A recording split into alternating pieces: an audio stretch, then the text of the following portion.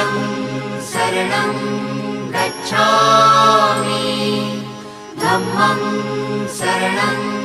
गच्छामि संघं शरणं गच्छामि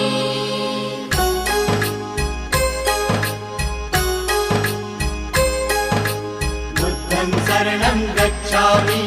धम्मं शरणं गच्छामि संघं शरणं गच्छामि त्यागमूर्ती तू शांत चित्त तू योग रूप संसारी दया प्रेम अन मानवतेचे प्रतीक तुझी ईश्वरी